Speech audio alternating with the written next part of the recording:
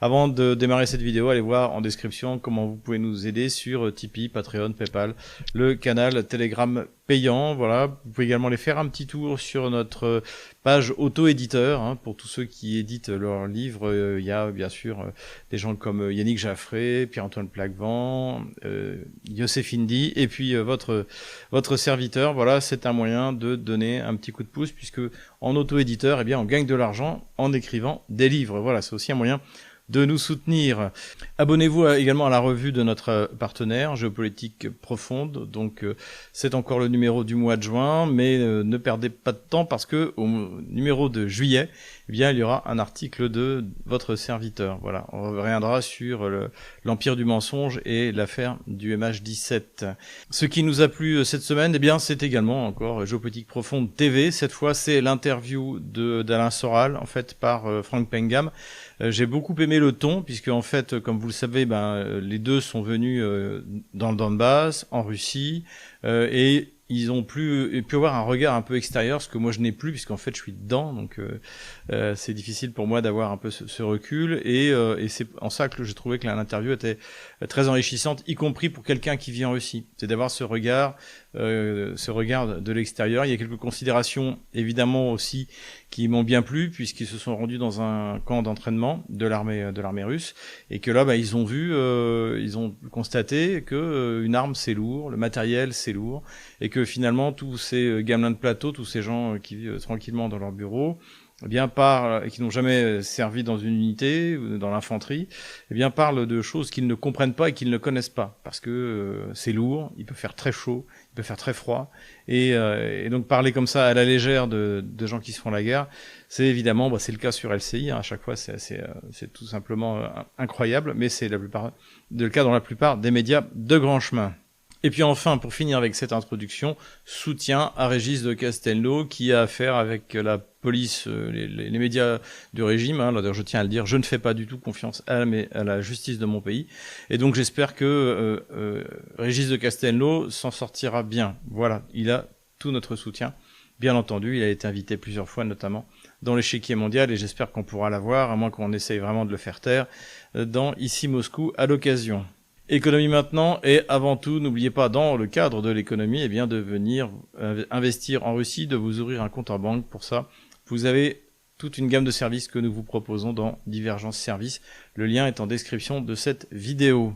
Conséquence de la guerre des 12 jours, donc Iran-Israël, eh bien, les prix du pétrole ont bien sûr augmenté, hein. Donc forcément, dès qu'il y a des attaques de la part d'Israël ou un conflit local au Moyen-Orient, évidemment ça a des conséquences sur les prix. Pourquoi est-ce que j'en parle? Eh bien parce que la question a été posée au ministre des Finances, Siluanov, donc que j'ai quelquefois cité, pour savoir ce qu'il en pensait. Donc il a dit, effectivement, si jamais il y a une augmentation des prix du pétrole, la Russie gagnera plus d'argent, mais cet argent ne sera pas reversé dans le budget, mais dans le fonds de bien-être national, hein, qui est le fonds souverain russe. Donc de temps en temps on lit des informations totalement délirantes. On l'avait vu avec Alain Bauer, comme quoi le fonds du bien-être national est presque vide. Non, en fait il oscille toujours entre 11 000 milliards et 13 000 milliards de roubles, et généralement il y a une grosse ponction, mais qui est jamais non plus, par rapport à un fonds si large, qui est jamais non plus si importante que ça. C'est quelquefois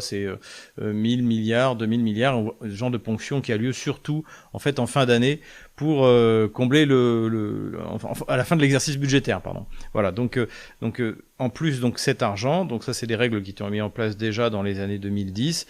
Dès que le prix du baril qui est fixé pour le budget russe est dépassé, eh bien dans ce cas cet argent part dans le fonds du bien-être national, et donc qui permet de développer des tas de projets qui peut être utilisé encore une fois pour compenser une baisse de revenus, ou alors, et c'est surtout sa fonction principale, c'est de développer les grands projets d'infrastructure, les grands investissements dont on vous parle régulièrement dans ce bulletin. Et d'ailleurs, on va en aborder un dans cette rubrique. Toujours économie en Russie, le débat entre la directrice de la Banque centrale, Madame Nabiulina, entre Reshetnikov, le ministre du Développement économique, et le ministre des Finances, Siluanov, j'en avais parlé, c'était un débat qui avait eu lieu pendant le Forum économique Saint-Pétersbourg. Ce débat se continue, et plusieurs personnes commencent à prendre la parole et demandent, voire exigent de la Banque centrale qu'elle baisse les taux d'intérêt. Comme je vous l'ai dit, la Russie a un problème d'inflation parce que en fait, il y a une hypercroissance économique qui est due à la politique de remplacement des importations. Et donc, cela crée des déficits de main-d'œuvre. Donc, c'est essentiellement le problème. Et donc, cela provoque une augmentation des salaires, donc de l'inflation. Donc, pour ralentir cette inflation, la Banque centrale a décidé de monter jusqu'à 21% de taux directeur. Et imaginez, si vous allez chercher un crédit à la banque, vous empruntez à 23-24%. C'est quasiment ça. Alors après, il y a énormément de crédits subventionnés, notamment pour les familles nombreuses, et j'en ai parlé, j'en ai profité d'ailleurs pour ne rien vous cacher.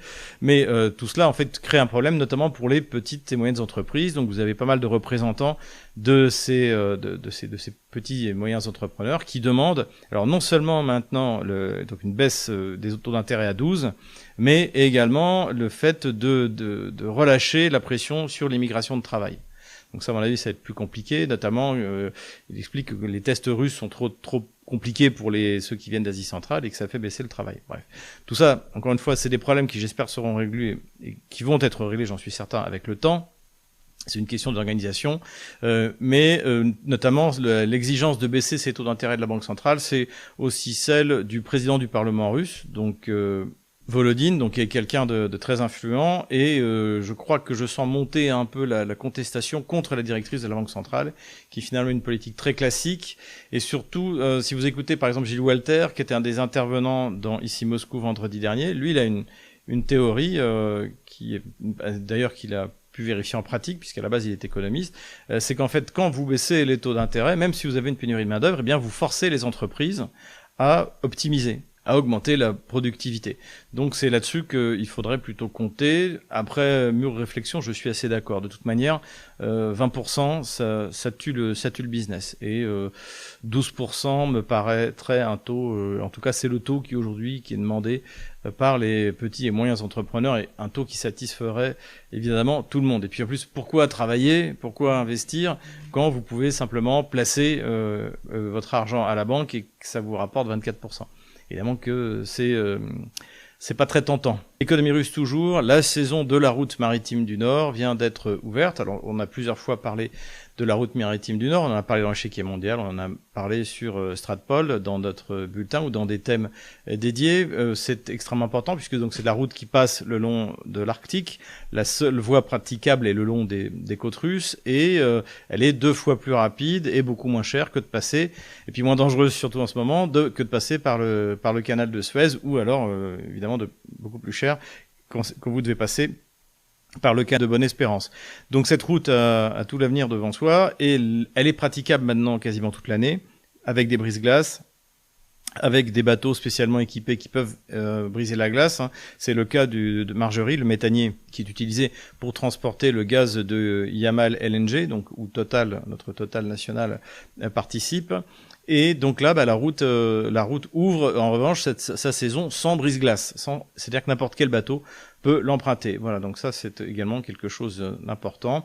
A priori, la calotte glaciaire a reculé et c'est les bons côtés du réchauffement climatique, en tout cas dans cette région, puisque effectivement à certains endroits on constate un réchauffement climatique, mais encore une fois, moi je ne crois pas du tout qu'il soit anthropique. Et je pense même que pour certaines régions de notre planète, ce sera extrêmement profitable. Pour exploiter cette route maritime du Nord, eh bien, il faut des méthaniers. Et c'est le problème que rencontre le projet jumeau de Yamal LNG, c'est-à-dire qui s'appelle Arctic LNG. Donc Total devait être actionnaire de l'affaire, mais tout a été gelé, évidemment à cause des sanctions du régime socialiste français contre tout ce qui peut rapporter de l'argent à la France. Hein, c'est un peu systématique. Et il y a également eu des sanctions sur la livraison des bateaux, donc des bateaux méthaniers, puisque la Russie n'en fabriquait pas. Elle en avait commandé une quinzaine à la Corée du Sud, qui est un grand producteur. D'ailleurs, je crois que c'est une filiale de Samsung, comme on le voit sur cette photo. Et donc la Russie, pour Arctic LNG, ne peut pas utiliser les méthaniers, donc qui sont consacrés soit à Yamal LNG, et bien sûr ceux qui n'ont pas été livrés par la Corée du Sud. Alors elle a réussi, grâce à d'ailleurs 2 fournisseurs français, Gaztransport et Technigaz, à achever la construction de 2, donc l'Alexei Kosygin et le Piotr Stolypine. Donc ils ont réussi à achever cette construction parce qu'il faut maîtriser une technologie qui est extrêmement compliquée et que même les Chinois ne maîtrisent pas, c'est les réservoirs cryogéniques. Voilà. Donc pour faire un méthanier, on a besoin de ça et pour refroidir le gaz pour qu'il soit liquéfié. Or, la bonne nouvelle, c'est que non seulement vous avez ces deux bateaux donc, qui vont être mis en service, mais en plus, la Russie, depuis 2022, s'est lancée dans une politique de remplacement des importations, également dans ce qui concerne la marine. Donc ça aussi, c'est des budgets, c'est des investissements directs qui viennent notamment du fonds souverain russe dont j'ai parlé au début, qui est alimenté notamment par la vente des hydrocarbures. Eh bien, les tests ont été faits et désormais la Russie maîtrise cette technologie. Voilà. Donc une fois de plus, les sanctions, c'est pour les cons, tant pis pour les Sud-Coréens, puis tant pis pour les Français, qui avaient trouvé un excellent client et qui maintenant vont avoir un concurrent dans cette technologie. Innovation russe encore, cette fois dans le domaine médical, avec un vaccin contre le cancer qui va être testé par 48 patients, bien sûr volontaires. Alors pourquoi j'en parle? Parce que ça pourrait paraître par un sujet si important, mais c'est parce qu'en fait ce vaccin, c'est de la technologie, d'après ce que j'avais lu, ARN messager. Donc l'ARN messager, c'est ce qu'on vous a fait en France avec le Pfizer, donc avec des conséquences que personne ne maîtrise et qui sont d'ailleurs plutôt inquiétantes. Et c'est normal puisqu'en fait c'était même pas un vaccin, c'était un test, puisque l'ARN messager est une technologie complètement nouvelle. Et donc il y a eu des centaines de millions de personnes dans le monde, et essentiellement d'ailleurs des occidentaux, qui ont servi de cobayes pour ce vaccin à l'ARN messager. Les Russes, eux d'ailleurs au moment du Covid, avaient déconseillé d'utiliser ces technologies-là. Eux, ils avaient plusieurs vaccins, mais avec des technologies plus anciennes. Mais en revanche, ils ne sont pas contre utiliser l'ARN messager.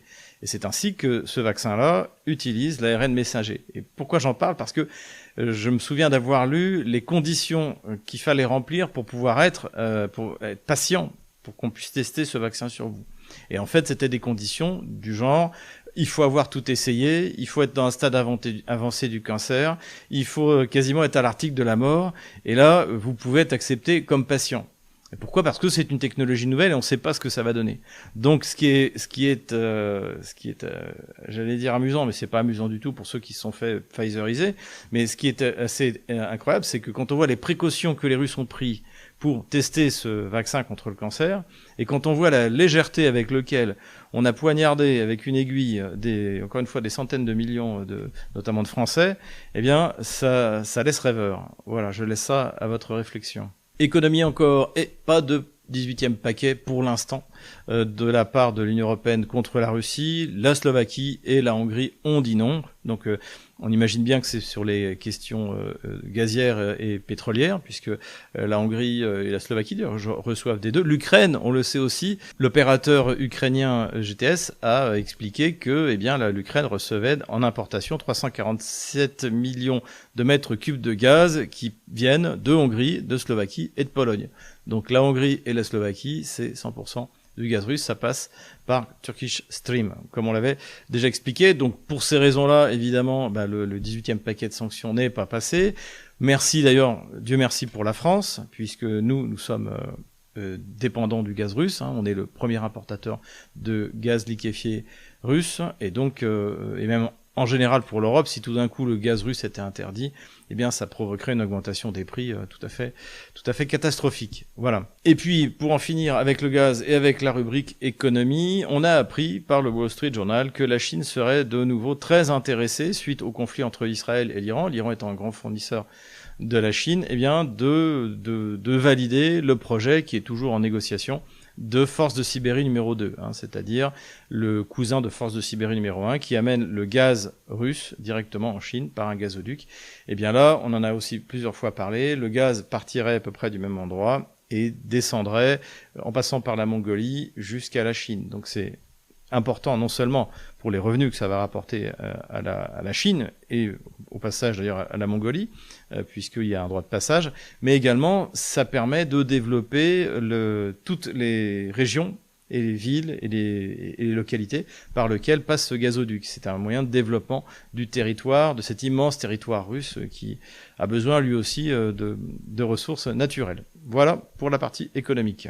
Politico-diplomatique maintenant, bien sûr, le premier sujet, c'est la guerre des 12 jours entre Iran et Israël, et puis on peut rajouter Washington, hein, qui a pris part au conflit aux côtés d'Israël. Alors le scénario qui s'est déroulé, c'était un de ceux qu'on avait envisagé. Alors c'était pas le meilleur, le meilleur c'était que finalement Washington tape du poing et puis que ça s'arrête, et puis que le combat cesse faute de munitions au moins, et le plus rapidement possible. Mais j'avais aussi imaginé que les Américains que Trump puisse faire ce qu'il avait fait. Alors c'était pas en 2018, c'était en 2017, en avril 2017, il avait bombardé la Syrie pour après complètement se désintéresser du sujet.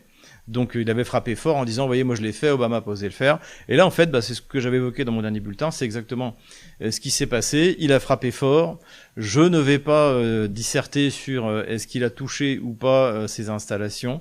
Donc CNN et le New York Times, en évoquant un rapport d'une agence de renseignement américain, la DIA, a dit que non, c'était raté. Alors, on a eu assisté aujourd'hui, où je tourne ce bulletin, à une démonstration où on a montré comment fonctionnait le missile qui perce les bunkers, qui explose à l'intérieur.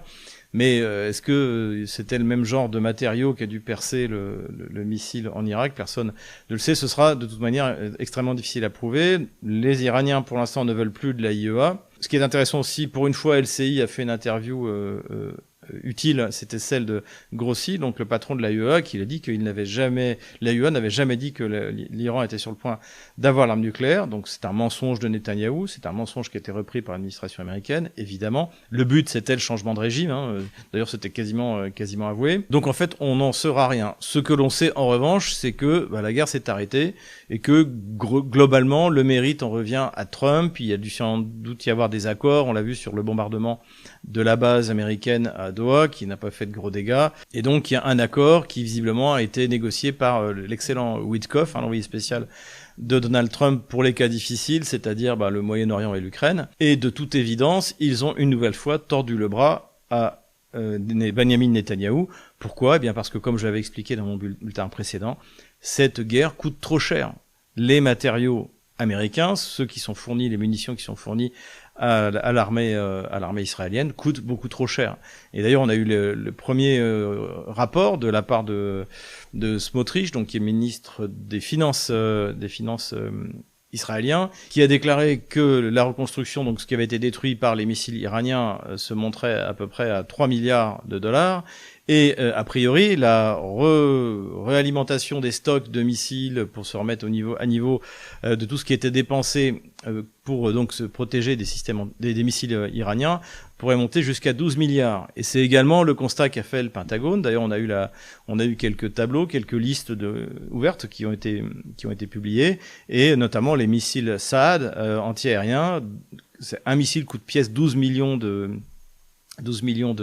dollars, et d'après ce qu'a dit le Pentagone, ils en ont assez, mais ils ont déjà en gros dépensé 15% de leurs réserves, donc parmi les navires américains qui s'étaient mis au service d'Israël pour protéger contre les bombardements iraniens. Donc évidemment que c'est ça qui a été pour moi d'ailleurs le moteur décisif, c'est pour ça que Trump voulait en finir rapidement. Trump n'aime pas la guerre, c'est pas bon pour le business, et en plus je crois qu'il n'aime pas Benyamin Netanyahou, même si officiellement il le soutient, puisque le procès de Benyamin Netanyahou démarre lundi. Comme par hasard, il a démarré son attaque contre l'Iran la veille de négociations sur le nucléaire iranien entre Washington et Téhéran, et puis 15 jours avant le début de son procès pour corruption. Donc je pense qu'on peut estimer que tout ça est lié. En tout cas, quelles que soient les conditions de cet accord, le mérite en revient à Trump, qu'il ait détruit ou pas les installations iraniennes, que les Iraniens fassent semblant qu'elle n'ait pas été détruite ou pas, tout le monde s'en moque. L'important, c'est que cette guerre, qui aurait pu avoir des conséquences graves, y compris économiques avec la fermeture du détroit d'Ormuz, eh bien cette guerre n'a pas eu lieu. En tout cas, elle n'a duré que 12 jours. Donc bravo à Donald Trump, et c'est un bon succès pour quelqu'un qui en avait bien besoin, qui n'avait pas obtenu quelque chose depuis 6 mois. Et surtout, il veut continuer dans sa lancée et donc mettre un terme à la guerre à Gaza, la guerre israélo-palestinienne à Gaza. J'imagine qu'il va vouloir aussi régler l'affaire du Liban. Et il a les moyens, en fait, Trump a les moyens d'arrêter la guerre au Moyen-Orient et d'arrêter la guerre en Ukraine. Il suffit qu'il coupe les approvisionnements. C'est lui qui a la clé. S'il veut que ça s'arrête réellement, il n'a qu'à tourner la clé, et ce sera des approvisionnements pour Israël et pour l'Ukraine, et ce sera terminé. Ajoutons enfin que selon l'envoyé spécial, donc Steve Witkoff, il aurait obtenu que d'autres pays rejoignent les accords d'Abraham. Alors, les accords d'Abraham, hein, comme on le rappelle, c'était un allègement des persécutions, appelons un chat, contre les Palestiniens de la part d'Israël, en échange de la reconnaissance de l'État d'Israël par les pays arabes. Donc il y a le Maroc, les Émirats arabes unis et l'Arabie saoudite, au moment des opérations qui ont suivi le 7 octobre, a dit non. Et donc peut-être qu'il s'agit de l'Arabie saoudite. En tout cas, on va en parler avec Youssef Indy ce vendredi dans notre émission ici Moscou. Je pense que lui aura beaucoup de choses à dire. Ne manquez pas de le suivre, bien évidemment. Vu de Russie, eh bien, la Russie a suivi sa ligne classique, c'est-à-dire que l'Iran est un de ses alliés. On se souvient que l'Iran a fourni ses drones, finalement, très bon marché et redoutables, les fameux Guéran, que la Russie a développé depuis.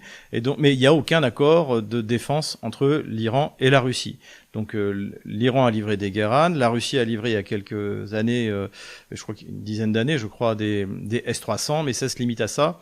Et il n'y a pas d'accord, comme par exemple la Russie avec la Corée du Nord. On a appris de plus par Vladimir Poutine qu'il y avait eu un intérêt à un moment pour des systèmes anti-aériens, mais que finalement l'Iran n'avait pas donné suite. C'est sans doute d'ailleurs une erreur de l'Iran, puisque la Russie a la meilleure DCA au monde. Donc je pense que là aussi, il y a de l'avenir pour la coopération entre les deux pays. Et ce qui est important aussi, c'est que la Russie a reçu quelques jours avant finalement donc cette trêve, ce cessez-le-feu, le ministre des Affaires étrangères iranien qui est venu, et la Russie a confirmé donc son soutien à l'Iran. Et peut-être peut-on imaginer qu'il y a eu des discussions entre Washington et Moscou au moment de la mise en place de cette opération militaro-diplomatique assez étrange qui a abouti, quoi qu'il arrive, à la trêve. Voilà ce que je voulais dire sur cette guerre des 12 jours et sur les traités qui vont suivre. L'autre événement diplomatique important, c'est évidemment la réunion du sommet de l'OTAN à La Haye, et qui a été une démonstration de force de la part de Donald Trump et une démonstration de soumission totale, alors à l'exception de Madrid, de tous les membres de l'OTAN, qui n'ont qu'une seule peur, c'est que Donald Trump se désengage de l'Europe, et alors donc ils sont tombés d'accord sur tout. Alors, il y a eu l'affaire des fameux 5%. Donc qu'est-ce que c'est que ces 5%? En fait, c'est le budget de la défense, c'est d'ici 10 ans quand même, ce à quoi s'engagent les membres de l'OTAN pour que l'Amérique continue à les protéger. On n'a toujours pas compris de quoi. Sérieusement, si c'est la Russie, c'est une ânerie. Et donc tout le monde est tombé d'accord, y compris un pays ruiné comme la France, dont le budget de défense réel, c'est-à-dire en dehors du paiement des retraites et des salaires, je crois, on est à 1,5%. C'est-à-dire qu'il faudrait multiplier par plus de 3 notre budget de la défense. Évidemment que ça n'arrivera jamais, en tout cas pas dans l'immédiat. Si un jour un gouvernement national conservateur prend le pouvoir, on va dire dans 5-6 ans, après le krach économique, et là évidemment nous aurons une économie productive, nous aurons une croissance à 2 chiffres, et là on pourra tout imaginer, évidemment augmenter largement le budget de la défense, mais pour l'instant c'est pas avec cette équipe de socialistes qu'on va y arriver. Eux ils nous mènent tout droit à la banqueroute, donc tout ça n'arrivera pas, ça fait rigoler tout le monde. Ce qui a fait très peur en fait, c'est les commentaires de Donald Trump sur l'article 5. L'article 5 explique que en fait les membres de l'Alliance donc font que s'il y a une attaque contre l'un de ses membres, c'est une attaque contre la totalité des membres, et que les moyens, je cite, donc qui seront pris, tous les moyens peuvent être pris, y compris des moyens militaires. Mais c'est-à-dire que dans cet article 5, de toute manière, il n'y a pas d'obligation sur le type d'engagement. Ça peut être très bien une protestation orale en disant, par exemple, si la Biélorussie décide d'envahir la Pologne, eh bien la France peut très bien faire une déclaration en disant c'est mal, voilà. Ils considèrent l'attaque contre elle, mais sans s'engager davantage. Donc déjà cet article 5, et là-dessus Trump a parfaitement raison, cet article 5 n'engage pas grand-chose finalement dans la réalité. Donc voilà, cet épisode a été assez pathétique, comme ça a été dit, je crois, dans The Telegraph ou dans Bloomberg. Ils ont réussi à maintenir Trump au prix de la perte de leur estime de soi. Voilà. Et le plus pathétique, évidemment, ça a été Zelensky, qui pourtant avait tout fait. Il avait même une veste pour plaire à Donald Trump. Alors Donald Trump a dit qu'il l'avait rencontré, qu'il avait demandé comment ça allait, qu'il l'avait trouvé très gentil, que maintenant il se disputait plus. Enfin, il s'est moqué ouvertement de lui. C'était assez terrible. Zelensky a pris la parole. Il a demandé de l'argent, 150 milliards comme d'habitude. Alors, enfin de l'argent sur les 150 milliards. dont on ne sait pas d'où ils vont venir, qui vont être destinés à armer l'Europe. Enfin, toutes ces âneries qu'on peut entendre, notamment dans la bouche de Van der Leyen ou de Kaja Kallas. Et il est reparti sans rien. Et le pire, c'est que dans le communiqué final, malgré le fait que Keir Starmer, que Emmanuel Macron, que Friedrich Merz aient désigné la Russie comme l'ennemi, eh bien, le comité final est absent de tout ce genre de considérations. On doit sans doute ça à la Hongrie et à la Slovaquie, mais sans doute également vraisemblablement à Donald Trump et à Recep Erdogan qui était là et qui s'est encore bien moqué de notre ridicule président Emmanuel Macron. Terrorisme maintenant, le FSB a arrêté à Moscou 2 agents des services secrets moldaves, alors qu'on prend le MI6 a priori, ou la CIA, peut-être des factions de la CIA qui sont pas encore sous contrôle trumpien, qui étaient venus pour commettre des attentats, des opérations de déstabilisation. Donc ce qui est intéressant, c'est que là, c'est pas des paumés qui sont recrutés sur les réseaux sociaux, à qui on promet $10 000 s'ils vont tuer un général russe ou un journaliste russe. C'est des vrais agents. Donc c'est des gens qui sont venus pour former et pour organiser le terrorisme dans la Fédération de Russie. Et ça, je pense que c'est aussi un signe, c'est-à-dire que petit à petit, en raison de sa pauvreté économique et sa faiblesse militaire, les pays occidentaux, en tout cas ceux qui veulent continuer la guerre contre la Russie, vont basculer largement dans le terrorisme.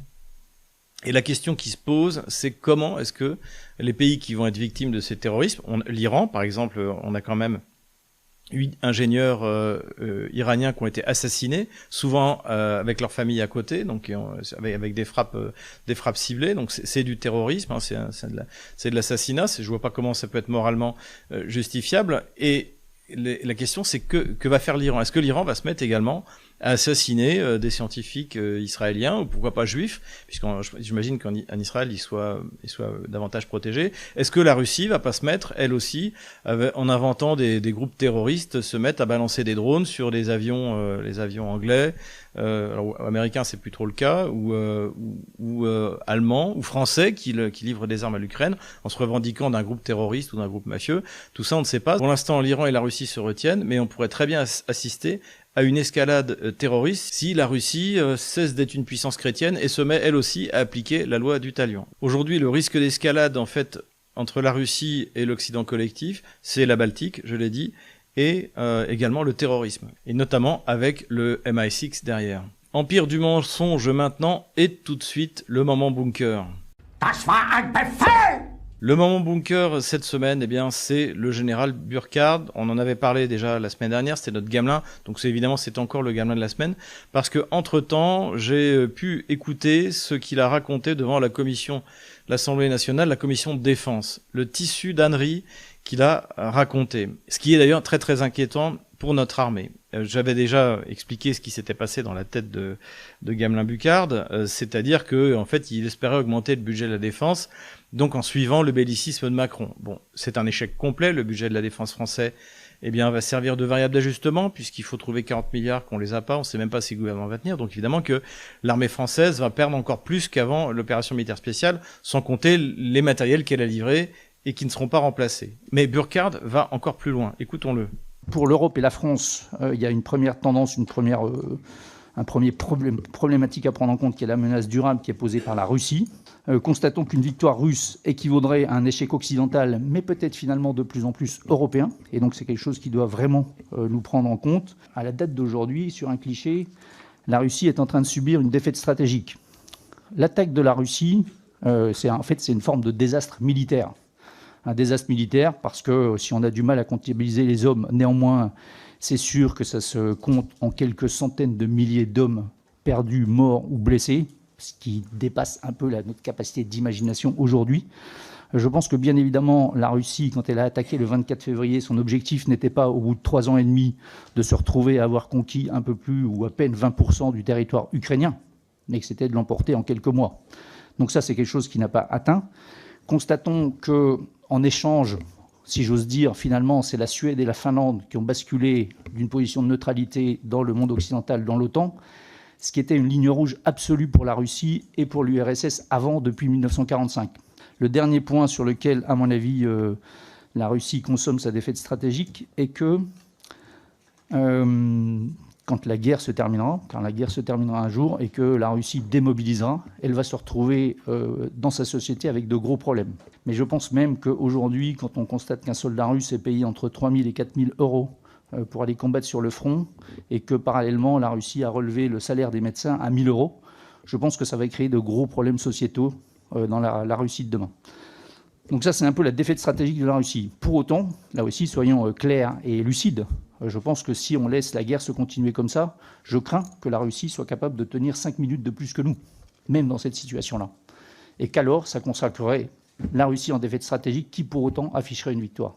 Donc voilà, j'ai pas mis toutes les âneries qu'il a citées, mais il en reprend énormément que vous trouvez d'habitude sur LCI ou chez notre hôtesse de l'air préférée, Xavier Titelman, c'est-à-dire donc des pertes russes qui seraient 2 fois, 3 fois supérieures à celles de l'Ukraine, alors que la puissance de feu russe est largement supérieure depuis 3 ans, donc c'est tout simplement pas possible. Donc il y a ça, il le dit en plus en laissant des traces, c'est filmé, donc quand on va finalement un jour ou l'autre on connaîtra la vérité.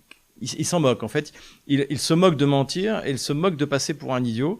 Et à côté de ça, il y a également donc on a le droit au numéro sur oui, à cause de la Russie, la Suède et la Norvège font partie de l'OTAN alors qu'ils étaient neutres. Alors, la Suède et la Norvège n'ont jamais été neutres. Ils faisaient des manœuvres depuis des années. On en a parlé plusieurs fois, notamment notre émission de l'échiquier mondial sur la Baltique. Ils faisaient des manœuvres avec l'OTAN, avec les navires de l'OTAN, où l'ennemi désigné, sans être non officiellement, c'était la Russie. Donc ces pays-là n'étaient absolument pas neutre. C'est d'ailleurs l'OTAN, encore une fois, est une mauvaise alliance militaire. Militairement, ils sont nuls, mais une bonne alliance politique puisque ça permet de soumettre la totalité des pays européens. Alors, soit par l'Amérique lorsqu'elle est démocrate, soit de toute manière par la classe dirigeante mondialiste qui impose son ordre du jour à l'OTAN. Et l'un des points intéressants, c'est que Burckhardt évoque donc ce problème que pourrait avoir la Russie, c'est vrai que si elle ne le traite pas, que après la guerre, eh bien, il y a des soldats qui sont payés l'équivalent de 4 000 euros. Vous pouvez faire x3 en parité de pouvoir d'achat, surtout que la plupart des soldats viennent de la province, donc 4 000 euros, ça fait 12 000 par rapport au pouvoir d'achat en Russie. Eh bien, ils vont se retrouver à avoir des salaires beaucoup plus bas. Encore une fois, ce qui est pas faux. Mais déjà, en tant qu'anciens combattants, ils seront pensionnés. Là, il y a des tas d'avantages qui sont en train de se mettre en place. En plus, ils sont en Russie considérés comme des héros. On ne parle que d'eux. Les meilleurs d'entre eux, les plus intelligents, sont mis dans les régions de Russie, au poste de ministre, au poste de hauts fonctionnaires. Donc tous ces vétérans vont être pris en cause. Tout est déjà en train de se mettre en place. Et je pense qu'en plus, le savoir-faire militaire des Russes sera très demandé outre-mer.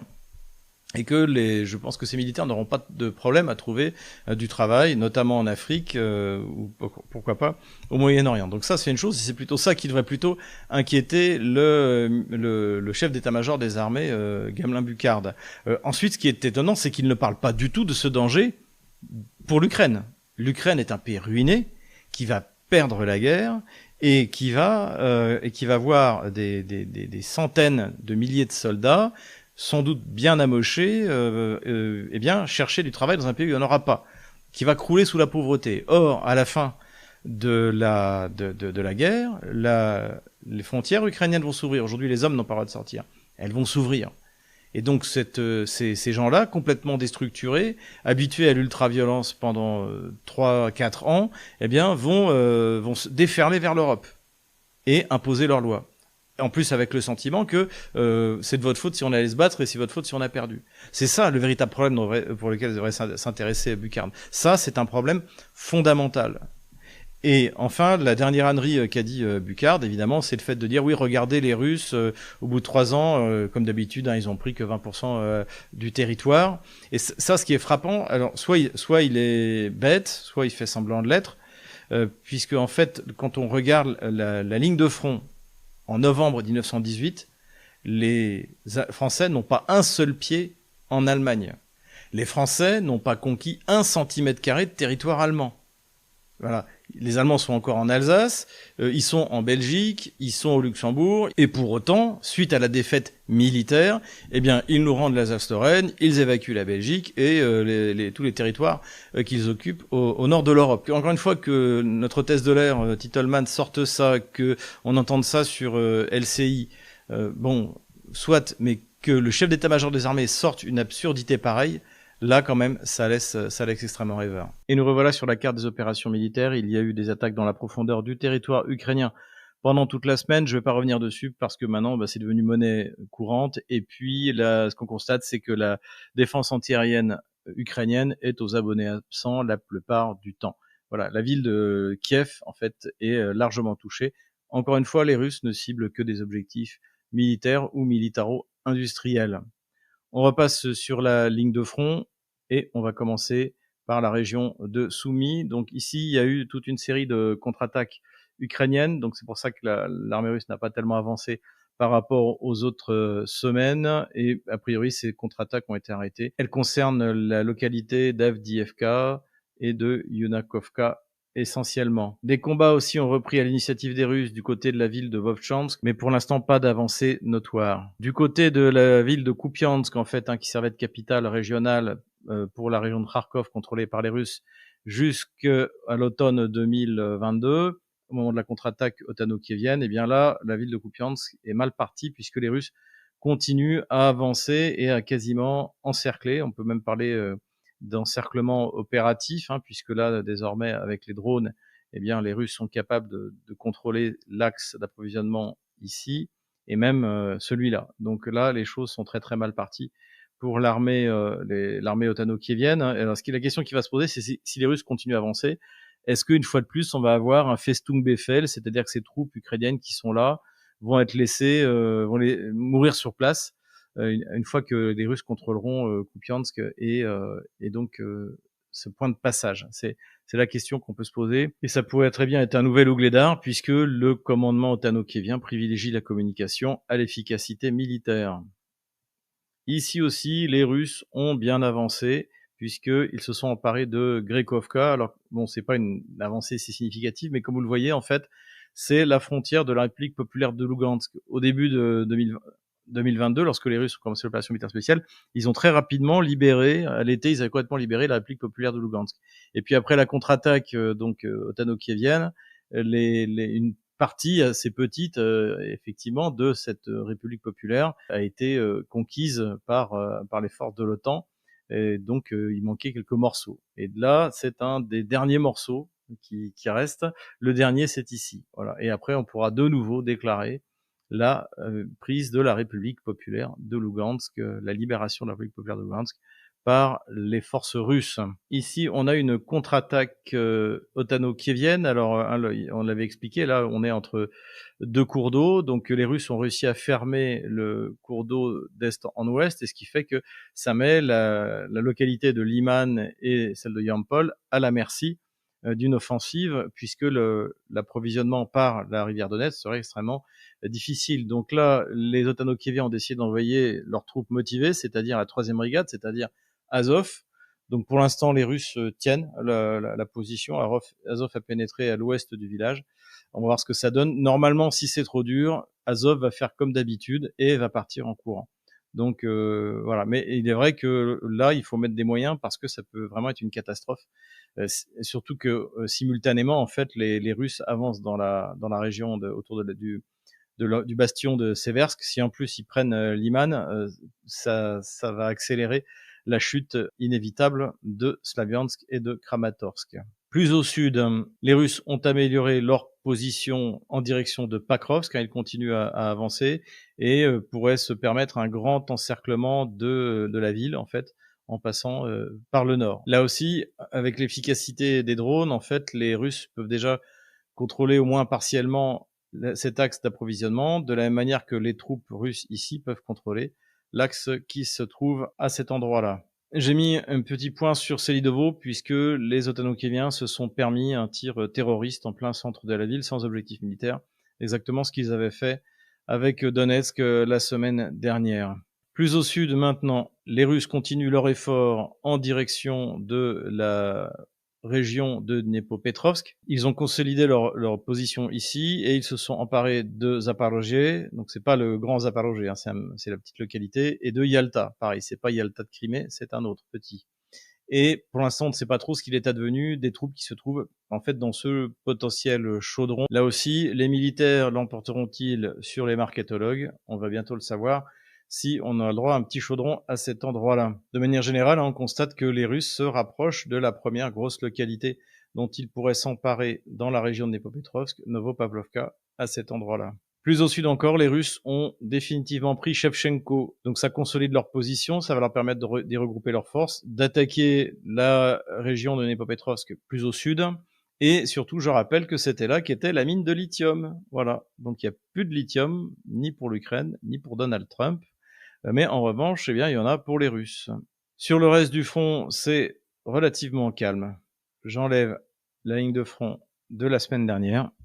Voilà où nous en sommes le jeudi 28 juin 2025. Voilà, j'espère que cette vidéo vous a plu. Avant de se quitter, n'oubliez pas d'aller vous abonner à tous nos réseaux sociaux. Allez-y sur Twitter, allez-y sur Telegram, parce que la censure peut retomber. Faites un don sur Tipeee, Patreon, Paypal, canal Telegram payant. Prenez des cours de russe pour venir visiter le pays. Et pourquoi pas y ouvrir un compte en banque pour y investir. C'est un pays de cocagne, je vous l'assure. En tout cas, l'OTAN est en déroute. La Russie domine sur la totalité de la ligne de front. Donc, tenez bon, courage, on les aura.